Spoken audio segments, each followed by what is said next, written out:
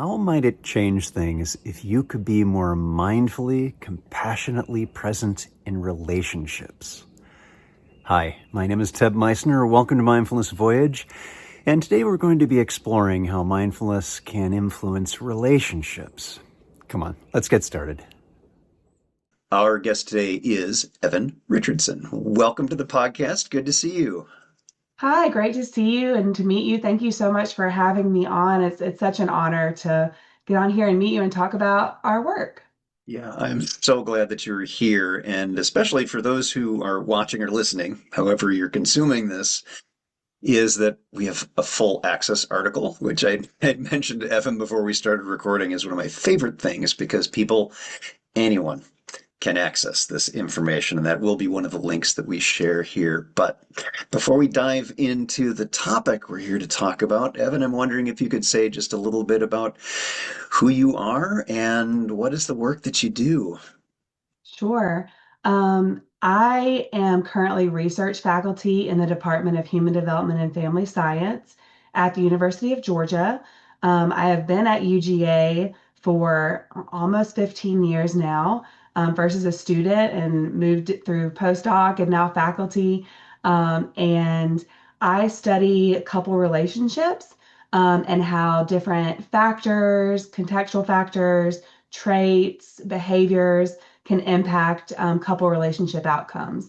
I co-direct the Couple and Relationship Enrichment Lab with my colleague, Dr. Ted Futris, and we have since 2015, we've had federal funding to provide a couples relationship education program to couples across Georgia, which has been a labor of love, and but we also collect data through that program and evaluate the program, but also try to better use those data to better understand different mechanisms and factors that are associated with relationship outcomes and how relationship quality can impact other types of well-being as well. And I really mean that because one of the things that I really appreciated in looking through the paper was that there are a lot of different factors that are involved with relationships. It's not just this monolithic one thing. It's more Right. complicated than that. And maybe you could say a little bit about the research we're going to talk about today, which is, are there some corollaries with, I think it's trait mindfulness that we were talking about with this. So take it away. Tell us a little bit Absolutely. about this research. Sure. So, as I said, I really enjoy studying different factors that are associated with the relationship outcomes. And so, really trying to explore what are some of those factors. We look at different, like macro level contextual factors, but also individual traits, experiences, attitudes, behaviors that may impact those outcomes. And so, we have a curriculum that we use in our program called Elevate, which is taking your relationship to the next level. And while we do teach those relationship skills like healthy communication, healthy conflict management, intentionality in the relationship, building that friendship, we do teach those skills. We also talk a lot about stress management. We also talk a lot about the mind and body connection.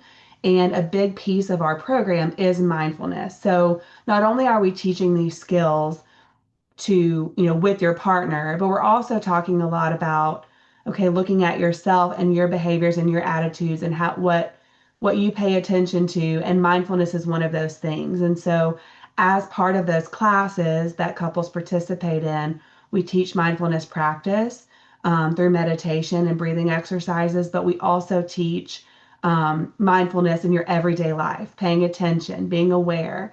Um, and so, with that piece of the curriculum, I was very interested in how mindfulness is associated with couple relationship outcomes, and then what other factors may play into that. And so, I kind of did a deep dive into the existing literature on mindfulness and couple relationship outcomes and found, a lot of literature is showing that link between them.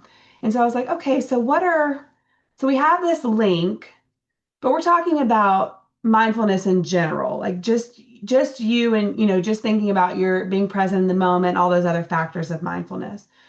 So, how does that then link to the relationship? And so I started thinking about other potential factors that may play a role. And one of the things that I thought about and wanted to test was relationship efficacy, which many of us are familiar with self-efficacy and that confidence in our ability to, do different things. And so relationship efficacy is that exact same thing, but related to your relationship with your romantic partner. And so I wanted to know, okay, could this be a potential linking mechanism between mindfulness and those relationship outcomes, that couple quality? And so what we found in our study, this was a sample of couples who were receiving government services. So many of them were low income. They may be receiving financial services, um, food services. They may be receiving child protective services like home visitation, things like that. And so, this is in general a more vulnerable population, a sample that we were working with, that we had data on. And so I looked at relationship efficacy as a linking mechanism for mindfulness and couple outcomes, and did find that mindfulness was significantly associated with couple relationship quality as well as co-parenting relationship quality.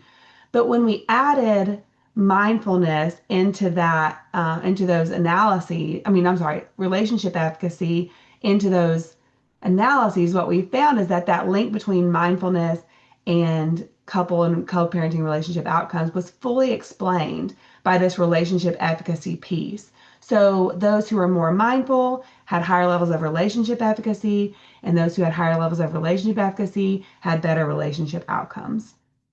And this was true for both men and women. And there were what we call partner effects, meaning that if there was a man in the relationship had higher levels of mindfulness, his partner's relationship efficacy was then higher as well, and vice versa. So if the woman had, and this was a full sample of heterosexual couples, so that we could run these gender difference analyses. But looking at, so if the woman in the relationship had higher levels of mindfulness, then her partner had higher levels of relationship efficacy as well. So there were the within partner and then between partner effects. Yeah, and this is one of the things I'm so glad you brought that up, because it's one of the things I noticed about this is this wonderful effect that you're describing, that one partner being mindful, just broadly speaking, being mindful, has an effect on the other person Mm-hmm. and their efficacy as part of that relationship. And I'm curious about whether you have any insights or just thoughts yourself, maybe conjecture about how does that work? Why is it that one partner being mindfully present, maybe a little bit more throughout the day, can help the other person with their sense of efficacy of the relationship? Absolutely. So, you know, couples and their relationship outcomes, a lot of it is really about connection. And if we are not mindful, if we are struggling with mindfulness, we are not being present in the moment, which is often very difficult. So you have young kids that are constantly pulling on you. If you have, your phone is dinging, work, all of these different things that are distracting us, and we struggle to be present in the moment, we're going to have, it's often more difficult to connect with your partner. So if we have higher levels of mindfulness and we're able to push those distractions aside, and we're able to um, really just be present with our partner, then we're able to maybe have more of those healthier conversations. We're listening more to what's going on in their life, what issues they're having. When we have conflict, we're able to again be aware of not only our own emotions and our own thoughts and feelings, but also that of our partner. And so, my husband and I have been married for 15 years. If I'm almost 15 years, if I'm sitting in a conversation with him and maybe we're having a conflict and I'm, not able to pay attention to what his side of the story is, or I'm not even really aware of how I feel about it, there's going to be it's going to be more difficult to get through that conflict. That's just one example. There's a lot of different interactions you can have with your partner, but if I am able to be present in the moment, then that builds my confidence that we can continue to have this relationship.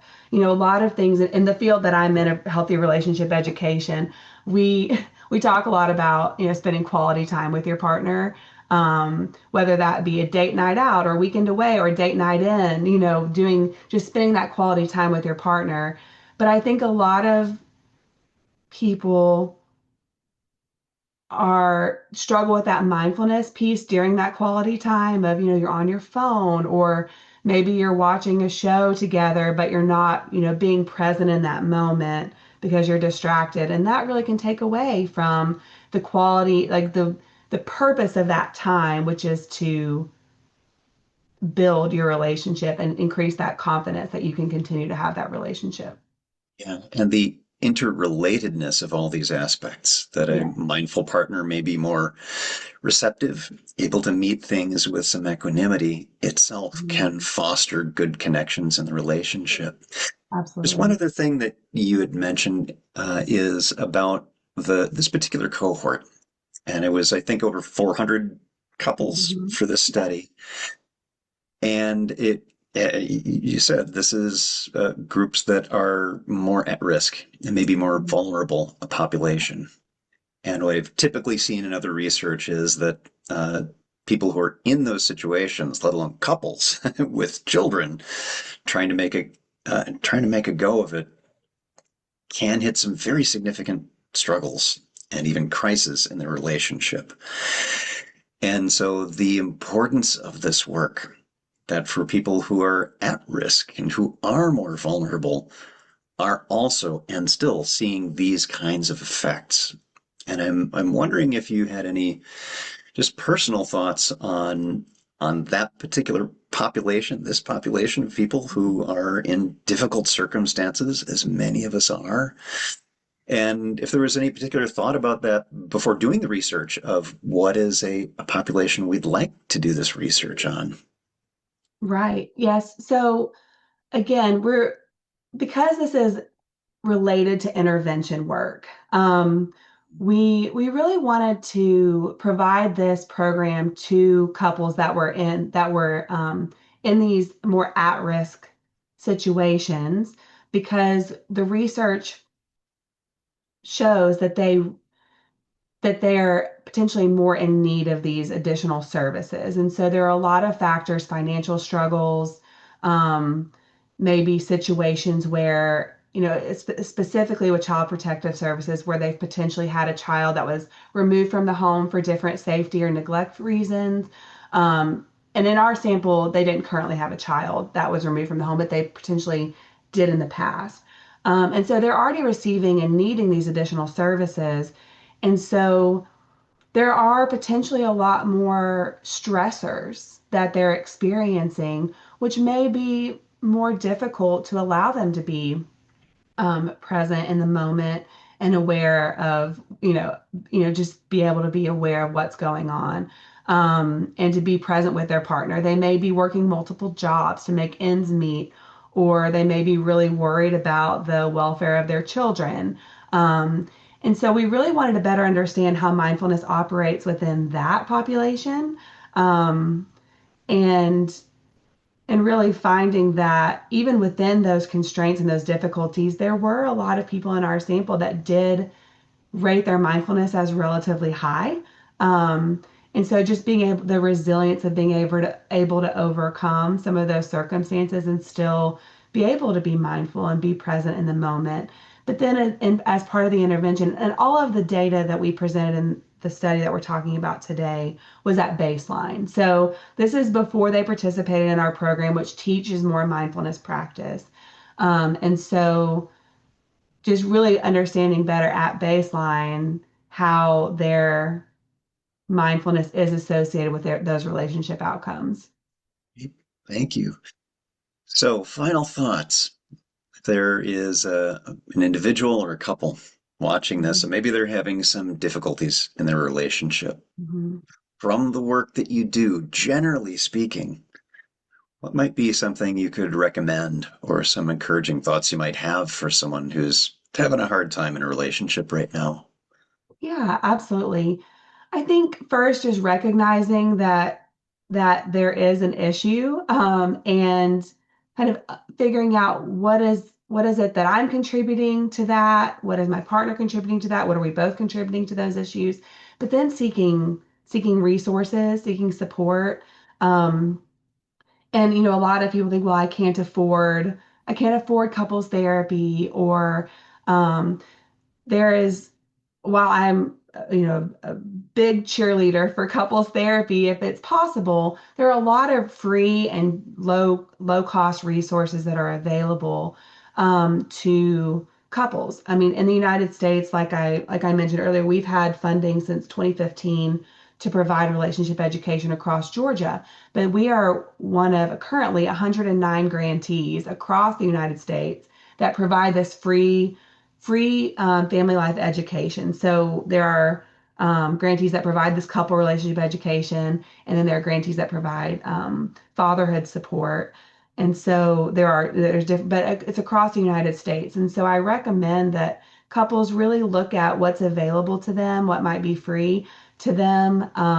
But also, I think connection with other couples is a huge piece of healthy relationships. And that can be free, right? Finding another couple that you admire, maybe they're a few years ahead of you, in their relationship journey, that might be able to provide support.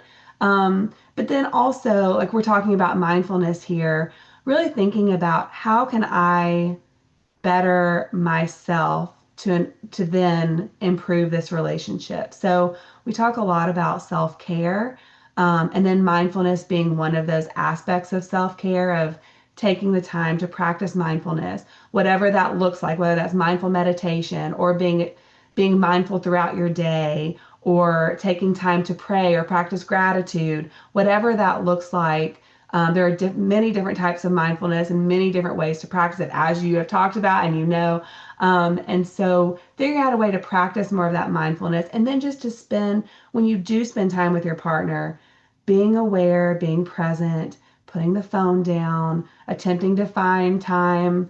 Maybe if you have children, where the children are in bed, and you prioritize that time together to talk through things that are going on, to get to better know your partner. We think, even if we've been with somebody for 15, 20, 30 years, like, well, I know them, I don't need to ask about their day. But research shows that those conversations and getting to know your partner better and even more every day, people change, they experience different stressors, and spending that time together and being present in those moments can make a huge difference. Great advice, and thank you for that. And for those who are listening or watching, we'll have some links to some of these resources, and especially to the paper we've been talking about today. Our guest today, Evin Richardson. Evin, thank you again so much for your time today, your insight, and your wisdom. Really appreciate it. Thank you again. It's been such an honor. Thanks for tuning in. And as a reminder, if you haven't already, please do tap that subscribe button. It helps other people to find this podcast as well. And remember, every moment you have a choice. Make it the best you can. And I'll see you again soon on Mindfulness Voyage.